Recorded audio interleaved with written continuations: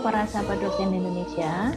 Selamat bertemu kembali di channel kami, mengisi BKD melalui Sister bersama saya Indi Sulistiarini dan saya Zuliani Dalimunte. Sebagaimana kita sampaikan pada video sebelumnya, kali ini kami akan membahas mengenai bagaimana mengisi kinerja penelitian melalui Sister. Kinerja penelitian mungkin merupakan bagian yang krusial ya Mbak ya. Seingat saya, sebelum mengisi BKD melalui Sister, penelitian yang masih dalam proses publikasi bisa diajukan. Tetapi semester kemarin kita harus mengisi yang sudah publikasi. Apakah ini bisa dijelaskan, Mbak? Iya, betul Mbak Imbu. Memang ini saya lihat perubahan yang relatif progresif ya dalam pengisian BKD. Jadi ada perubahan paradigma. Jadi kalau sebelumnya paradigmanya itu BKD itu adalah proses gitu. Tapi tahun 2021 paradigmanya adalah outcome, minimal output. Jadi ini terutama sangat terasa pada kinerja untuk penelitian, karena kalau sebelumnya misalkan paper yang sedang, artikel yang dalam proses baru disubmit pun itu sudah bisa, bahkan yang masih draft pun masih bisa diajukan sebagai bukti kinerja penelitian dosen. Kalau sekarang memang tidak, jadi karena basisnya sudah outcome minimal output, maka itu harus sudah ada outputnya gitu. Jadi kalau jurnal, ya bahkan kalau jurnal itu agak lebih strict, sudah ada volumenya. Jadi bukan sekedar oh ya udah jadi ya papernya, udah ada LOA gitu, nggak bisa gitu. Jadi agak strict tadi seperti itu. Kalau udah ada volumenya dan udah jelas itu periodenya kapan. Jadi ini lebih berat ya buat dosen semuanya. Apalagi dosen ini kan merupakan kewajiban setiap semester. Kalau sebelumnya masih dalam proses bisa diakomodasi, yang sekarang harus sudah publish setiap semester. Ini bagaimana, Mbak? Iya, memang ini bagian yang paling banyak dikeluhkan barangkali ya kalau kita mau jemput seperti itu, karena bayangkan kalau dosen itu wajib punya publikasi di jurnal satu artikel satu semester, itu kok kayaknya overwhelm ya, rasanya berat banget gitu. Tapi sebenarnya kalau kita lihat rubrik-rubrik dari BKD gitu ya, sebenarnya tidak harus serumit itu. Ada banyak item pada rubrik BKD yang bisa dijadikan sebagai kinerja penelitian. Ya, yang pertama yang paling utama memang betul jurnal, artikel pada jurnal. Ya, bisa terpublik, bisa di Scopus, bisa juga tidak. Jadi bisa internasional, bisa tidak, bisa nasional terakreditasi maupun tidak.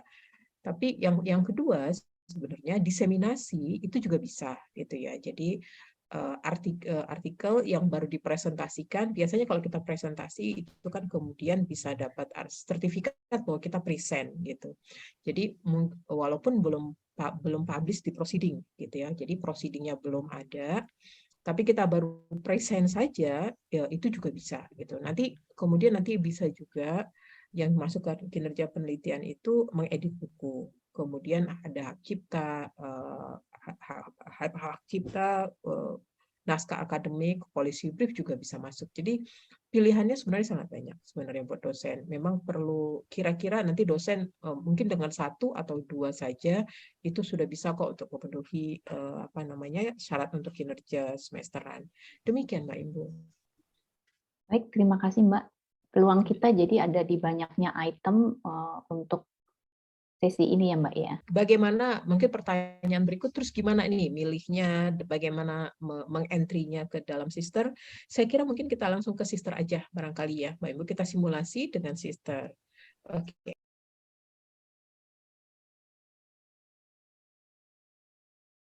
Untuk mengentri data penelitian ke dalam Sister, kita lihat panel vertikal, kita pilih itu mulai dari profil, kemudian kualifikasi, ada kompetensi dan seterusnya.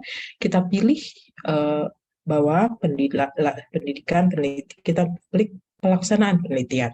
Nah, di sini ada penelitian, publikasi karya, dan paten atau HKI. Kita untuk tahap awal kita mulai dengan publikasi karya. Ya, jadi klik publikasi karya. Nah, dari tampilan Sister kita lihat ada dua cara untuk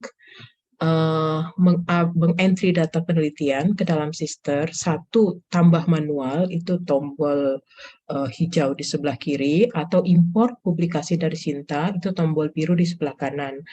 Awalnya saya melakukan entry data publikasi ke Sister tuh dengan cara import publikasi dari Sinta. Tapi ternyata kemudian mengeditnya butuh effort yang tidak mudah juga, sehingga akhirnya saya memutuskan untuk mengentry saja secara manual. Jadi tadi data-data yang saya import dari Sinta akhirnya saya hapus, lalu saya lakukan penambahan secara manual.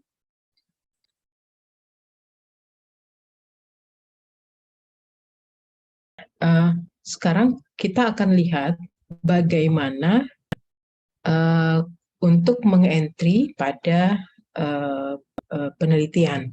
Nah, kali ini kita klik pelaksanaan penelitian. Penelitian itu ada bagian atas menghasilkan karya ilmiah sesuai dengan bidangnya, dan di bagian kedua itu ada hasil penelitian atau pemikiran yang didesimilasikan. Ini merupakan conference ya Bapak dan Ibu. Jadi kalau yang di atas itu tentang ini penulisan di jurnal, kalau yang hasil pemikiran diseminasikan ini adalah pada conference. Nah, di luar dua itu, nanti ada satu menerjemahkan atau menyadur buku ilmiah yang diterbitkan secara nasional dan ber-ISBN, atau mengedit atau menyunting buku karya ilmiah yang juga diterbitkan dan diedarkan secara nasional. Kita mulai dengan menghasilkan karya ilmiah sesuai dengan bidangnya. Nah, di sini ini ada banyak pilihan ya Bapak dan Ibu. Kita lihat pada bagian atas itu adalah hasil pemikiran yang dipublikasikan dalam bentuk monograf. Monograf ini nilai SKS-nya 5. SKS penuh ya, itu nanti kita bicara tentang bobot kontribusi, tapi secara penuh maka ini bobotnya adalah 5 SKS. Kemudian ada yang di bawahnya penelitian yang dipublikasikan dalam bentuk buku referensi. Nah, kalau yang buku referensi ini nilainya SKS-nya adalah 10. Kemudian kalau yang di bawahnya pemikiran yang chapter ya, chapter internasional itu 3,75 SKS, sedangkan book chapter nasional itu 2,5. Nah, kemudian tapi kalau kita artikel yang ditulis di jurnal, kalau dia dipublikasikan dalam bentuk jurnal internasional bereputasi, ini nilainya 10. Nah, ini yang disebut jurnal internasional bereputasi ini indikatornya adalah Scopus dan Simago. Nah, tapi kalau dia terindeks di luar Scopus, itu macam-macam Copernicus, Crossref, dan sebagainya, itu bisa masuk kategori kedua, jadi yang terindeks pada database internasional dengan SKS 7,5. Nah, kemudian dalam bentuk jurnal nasional terakreditasi di Dikti, ini nilainya SKS-nya 6,25. Nah, tapi kemudian yang tidak terakreditasi itu 2,5. Nah, selanjutnya ada satu kategori lagi, yaitu ditulis dalam bahasa resmi PBB tapi tidak cukup untuk disebut sebagai jurnal ilmiah internasional, maka ini SKS-nya 2,5. Jadi ini bentuk SKS yang paling rendah, setara dengan jurnal nasional tidak terakreditasi ataupun book chapter nasional.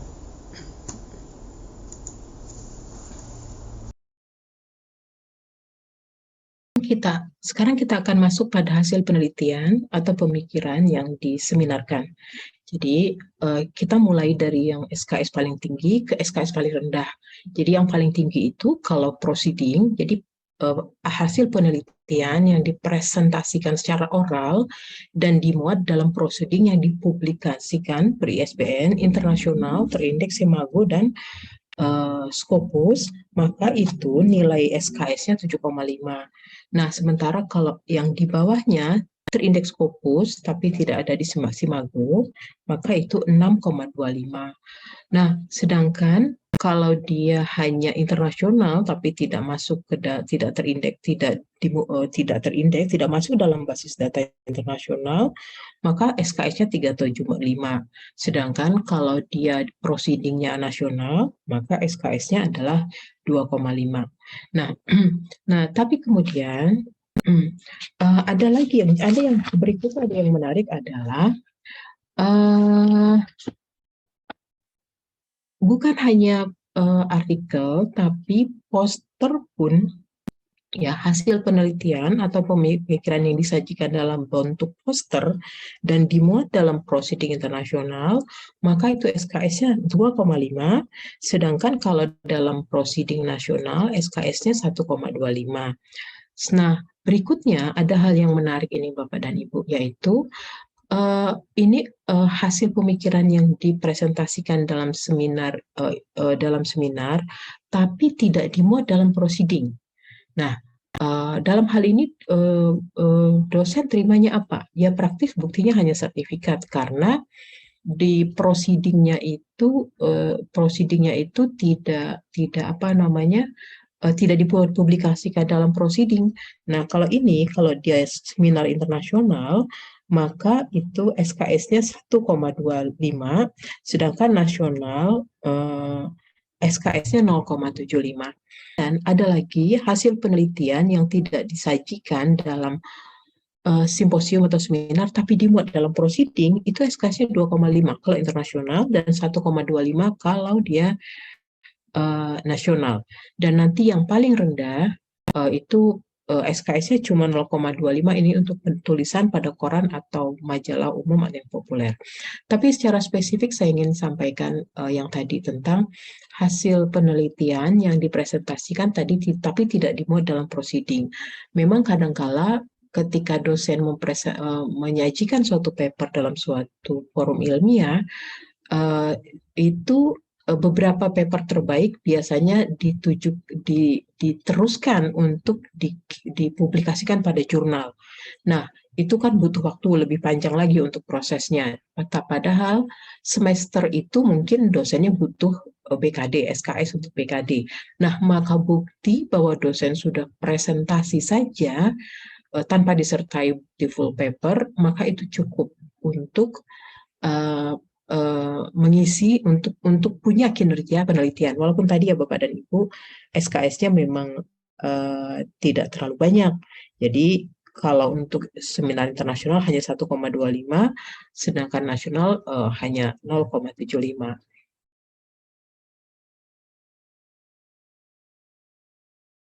Seperti yang sudah saya sampaikan, maka dosen perlu memeriksa apakah bobot kontribusi yang tertera pada SKS penelitian itu sudah tepat. Nah, bagaimana kita menghitung bobot kontribusi yang menjadi hak dari seorang dosen? Kita pisahkan dua. Jadi, nah, pertama adalah kalau penulis pertama adalah juga penulis korespondensi. Jadi prinsipnya kalau penulis pertama adalah penulis korespondensi, maka 60% menjadi hak penulis pertama dan sekaligus korespondensi tersebut. Sedangkan 40% sisanya dibagi rata dengan anggota penulis yang lain. Nah, jadi kalau misalnya penulis total ada 2, berarti penulis pertama adalah dan korespondensi 60%, maka penulis keduanya akan mendapatkan 40%. Sementara kalau penulisnya ada 3 penulis, berarti penulis anggotanya ada 2 di luar penulis korespondensi, yaitu penulis kedua dan ketiga. Nah, penulis kedua dan ketiga ini berhak 40% itu bagi 2, jadi masing-masing 20%. Jadi penulis kedua 20%, penulis ketiganya juga 20%. Nah, gimana kalau ada 4 penulis? Berarti 40% itu dibagi 3 gitu. Jadi penulis kedua 13,3%, penulis kedua 12,3%, penulis ketiga juga 13,3%. Demikian juga seterusnya kalau total ada 4 penulis dan seterusnya. Nah, bagaimana kalau selanjutnya adalah kalau penulis pertama bukan penulis korespondensi. Nah, gini sebenarnya idenya, Kalau penulis pertama bukan penulis korespondensi, maka pada dasarnya nilainya itu separuh-separuh gitu ya. Jadi kalau penulisnya cuma 2, maka penulis pertamanya dapat 50%, penulis keduanya dapat 50%.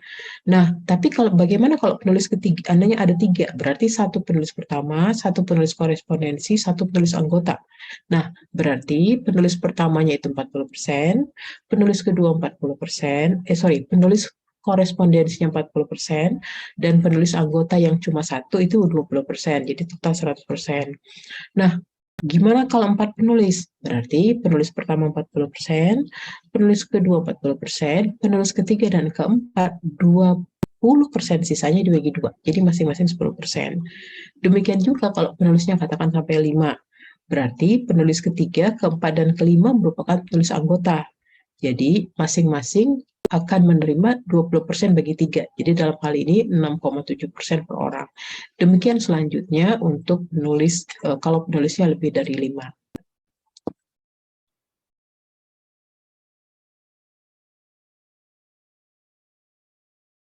Berikutnya ini saya mau menjelaskan satu aktivitas yang kita mengentry-nya sebagai penelitian, tapi ketika nanti tarik kinerja dia akan masuk ke kegiatan pengabdian kepada masyarakat. Jadi ada 2, pertama membuat atau menulis karya pengabdian pada masyarakat yang tidak dipublikasikan, atau hasil kegiatan pengabdian kepada masyarakat yang dipublikasikan di sebuah jurnal ilmiah, jurnal pengabdian masyarakat, atau diseminasi yang merupakan luaran dari program kegiatan pengabdian kepada masyarakat. Jadi ini merupakan jadi gini, tidak semua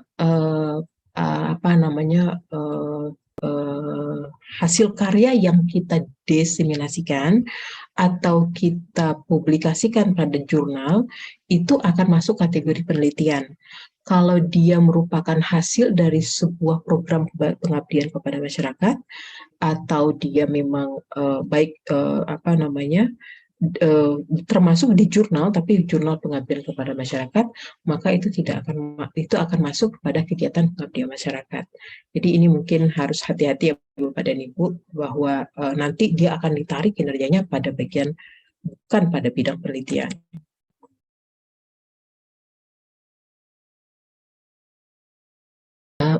Berikutnya kita akan melakukan entry, ya. Bagaimana mengentry data penelitian ke dalam Sister. Oke, kita mulai, kita pilih jurnal, jadi menghasilkan karya ilmiah sesuai bidangnya. Jadi kita klik menghasilkan, ya. Karena yang akan kita entry adalah jurnal yang artikel yang dimuat pada jurnal nasional terakreditasi, maka kita akan klik menghasilkan karya ilmiah sesuai bidangnya, lalu pilih ke bawah hasil penelitian yang dalam pemikiran yang dipublikasikan dalam jurnal nasional terakreditasi Kemendikbud. Oke, lalu kita ke bawah ada jenis, pilih, kalau sudah diklik di atas maka jenisnya pasti akan langsung otomatis memilih jurnal nasional terakreditasi. Terus kategori capaian, jadi diperhatikan kalau ada string merah itu wajib kategori capaian, kita pilih publikasi, ya ada beberapa alternatif, pilihan adalah publikasi, ya. Terus ke aktivitas Litbangmas, kalau penelitian ini bukan bagian dari aktivitas Litbangmas, maka ini diabaikan saja, nggak apa-apa. Berikutnya kita isi judul artikel, ya ini karena kebetulan sudah saya pernah entry, jadi dia langsung ada. Kalau enggak ini harus diketik satu persatu Bapak itu, atau copy paste juga bisa. Kemudian masukkan nama jurnalnya. Nah, setelah masukkan nama jurnal, maka ada tautan halaman jurnal. Nah, begini, tautan halaman jurnal ini sebaiknya kita copy paste dari laman yang langsung terkonek ke jurnalnya, ke artikel pada jurnal tersebut. Sehingga ketika diklik oleh asesor, maka asesor bisa lihat langsung artikel kita pada jurnal sehingga asesor tidak mencari-cari. Jadi kalau yang diklik link jurnalnya saja, maka asesor harus nyari-nyari ke volume dan sebagainya. Itu jadi begitu diklik langsung ke artikel, maka itu akan sangat membantu untuk bagi asesor. Berikutnya yang harus diisi adalah tanggal terbit. Nah, tanggal terbit ini kita lihat tadi, kalau untuk artikel ini terbitnya 29 April 2022 ya. Jadi kalau kalau udah seperti ini clearly 29 April 2022 ya sudah tulis seperti itu adanya. Tapi kadang-kala suatu artikel atau suatu jurnal itu tidak menyebut tanggal pasti kapan jurnalnya itu terbit, kapan artikelnya itu terbit gitu. Jadi biasa kadang suka cuma ditulis Januari sampai Maret misalnya, atau Januari sampai Juli gitu ya. Jadi tergantung keberkalaan penerbitan dari jurnalnya. Nah, tanggal terbit diisi, maka yang berikutnya adalah volume. Volumenya adalah 22, nomornya nomor berapa diisi, berapa artikel, halaman berapa, artikel itu halaman berapa sampai berapa, itu juga harus diisi. Untuk ini kebetulan halaman 71 sampai 82. Kemudian penerbit, penyelenggaranya juga diisi, kalau I-nya juga diisi, kalau ada, kalau jurnal harusnya kalau artikel jurnal itu ada DOI, terus kemudian ISSN diisi, dan selanjutnya tautan eksternal. Gini, tautan eksternal ini kalau misalnya ini terutama jadi penting ya, kalau jadi ini dia berbeda dengan tautan laman jurnal. Ini kalau misalnya artikel Bapak Ibu itu sudah masuk terindeks di Scopus atau di Web of Science misalkan, maka sebaiknya tautan eksternal ini adalah metadata yang bisa langsung mengakses metadata atau artikel itu pada laman Scopus atau indeks yang lain gitu. Jadi tapi kalau enggak, ini sebenarnya tidak wajib. Langkah berikutnya adalah upload dokumen. Tapi kalau saya biasanya upload dokumen, saya lakukan the next gitu ya, karena saya lebih suka untuk bisa menyimpan dulu datanya ini agar tidak mengulangi proses kalau ternyata datanya tidak tersimpan. Nah, yang wajib diisi berikutnya, jadi sebelum bisa menyimpan data itu adalah mengisi nama mengisi nama para penulisnya. Ini untuk kebetulan penulis di sini ini penulis kedua, urutan penulis harus diisi sesuai, afiliasi juga harus ditulis dalam hal ini Universitas Indonesia. Kemudian peran harus diisi penulis dan corresponding author atau tidak, kalau bukan ya tidak gitu. Kemudian pada bagian ini Bapak Ibu bisa menambahkan nama penulis lain ya. Jadi kalau dalam contoh artikel ini tapi hanya bisa kalau dari perguruan tinggi yang sama ya Bapak Ibu. Jadi di sini ada nama sebagai penulis kedua dengan afiliasi juga Universitas Indonesia, saya cantumin penulis dan kebetulan corresponding author.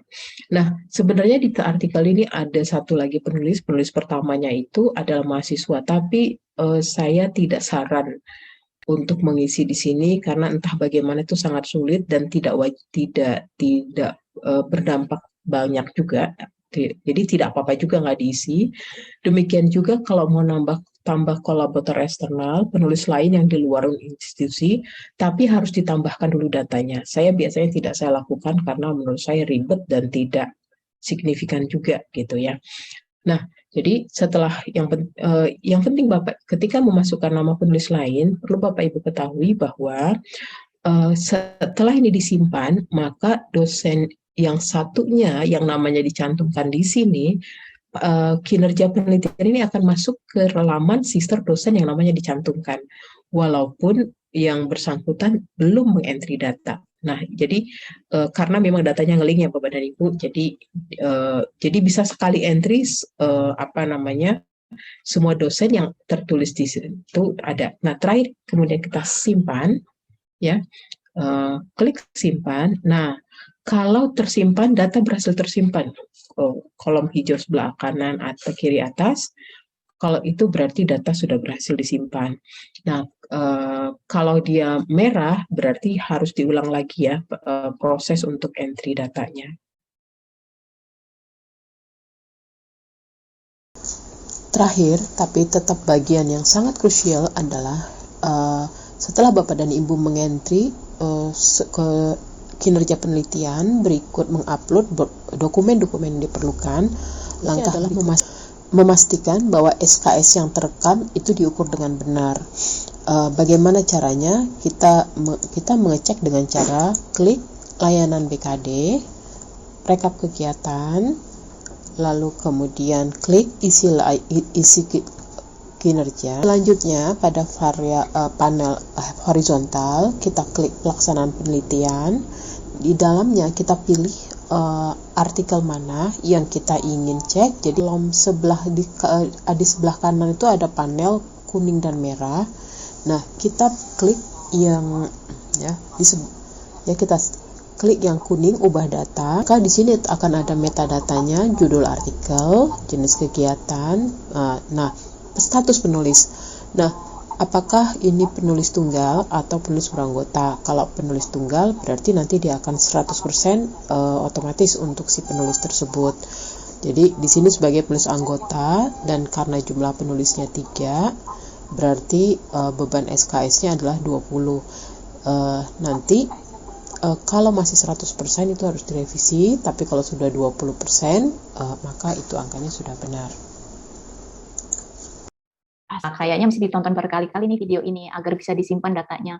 Tapi saya kira kita sudah cukup lama dan saya ingin meringkas sesi ini, teman-teman.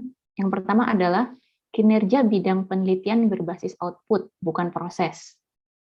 Nah, peluang kita ada di beberapa kategori publikasi, antara lain publikasi pada jurnal sampai dengan tulisan populer di media massa, presentasi pada conference atau publikasi pada proceeding, menyadur buku, serta HKI, karya monumental, dan naskah akademis, atau policy brief. Selanjutnya, kita perlu memahami kegiatan penelitian yang tidak dipublikasikan. Disarankan untuk mengentry data penelitian secara manual, walaupun dapat ditarik melalui Sinta. Tanggal publikasi merupakan hal yang kritis, jadi rekan-rekan harap memperhatikan cut-off dari tanggal publikasi dan tanggal pelaporan BKD. Selanjutnya, dalam mengunggah bukti, sedapat mungkin agar artikel dapat diakses online dengan memberikan link kepada artikel yang kita publikasikan. Terakhir, pastikan untuk memeriksa bobot kontribusi dosen dalam publikasi sudah akurat, karena setiap peran memiliki bobot kontribusi yang berbeda. Bobot kontribusi yang berbeda. Saya mungkin agak sedikit menekankan tentang bobot kontribusi ini ya, Mbak Imbuh. Jadi kita harap dosen tuh benar-benar hati-hati ketika mengisi bobot kontribusi, karena by system itu merecord dengan nilai penuh. Jadi kalau dosen tidak mencatat, tidak melakukan penyesuaian terhadap bobot kontribusi, SKS yang direkam bisa terlalu sedikit, terlalu besar. Nah, nanti ketika asesor menilai ulang, bisa jadi nilainya dia kurangi sesuai dengan yang seharusnya. Nah, dalam situasi itu memang dosen jadi berisiko SKS-nya jadi berkurang gitu. Jadi secara spesifik saya berharap ini menjadi perhatian bagi para dosen ketika mengisi kinerja penelitian pada Sister. Ya, terima kasih Mbak Imbu. Ya, baik Mbak Nani. Jadi di item ini peran dari rekan dosen harus diperhatikan apakah sebagai first author, corresponding author, atau sebagai anggota. Nah, kita cukup sampai di sini ya, Sapa Dosen Indonesia. Penjelasan tentang bagaimana mengisi kinerja pengabdian masyarakat dan penunjang akan disajikan pada video berikutnya. Selanjutnya, bila ada kritik atau hal yang ingin ditanyakan terkait dengan video ini, silakan chat di kolom komentar. Mudah-mudahan kami dapat menjawab pertanyaan rekan dosen semuanya. Salam.